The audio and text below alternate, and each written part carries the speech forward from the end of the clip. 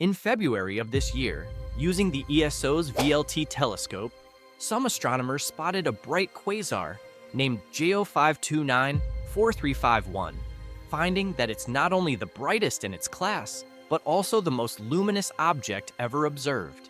Quasars are the luminous cores of distant galaxies, their immense brightness originating from the friction caused by gas, dust, and debris falling into a supermassive black hole. Spiraling around the black hole at high speed, they collide, heating up to tens of thousands of degrees and transforming into plasma, releasing immense energy.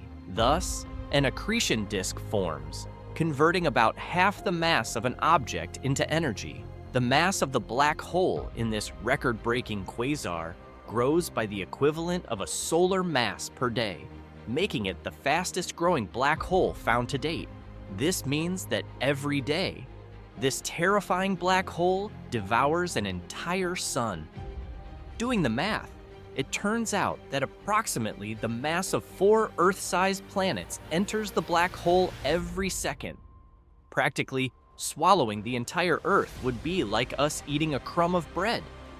Scientists argue that this monster is consuming matter at almost the maximum physically possible speed and seems to have been doing so for a long time. It's no coincidence that it has the largest accretion disk in the universe.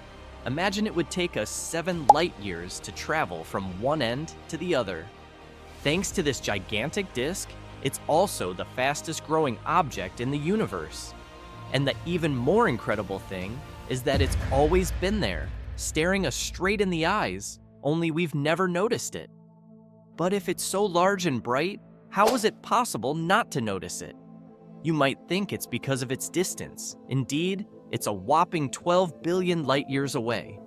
Consider that the light reaching us from it was emitted when the sun didn't even exist, and the universe was just 1.5 billion years old.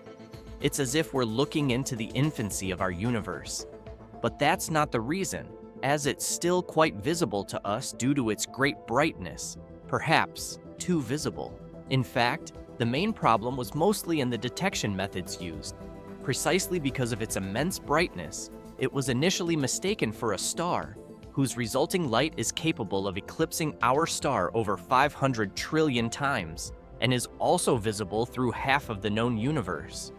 These are unimaginable numbers, so much so that even astronomers struggled to believe it at first. That's why, when the object was first discovered in the 1980s, it was initially misclassified as a nearby star because of how bright it was. In defense of the scientists, it's worth noting that quasars and stars resemble each other a lot. Only in the 1950s, when radio telescopes began to map the properties of stars in more detail, was it possible to make a distinction. Some of those stars, it was discovered, emitted a strange pattern of light, whose colors, especially when examined in radio frequencies, seemed to indicate a collection of strange or even inexplicable elements. The astronomers of the time were puzzled by the observations, but soon it became clear that they were not stars. So they labeled them as quasi-stellar objects, or quasars, and began to investigate them more thoroughly. Only in the 1990s did the truth become clear. Quasars are supermassive black holes, and their brightness comes from clouds of debris rotating around them.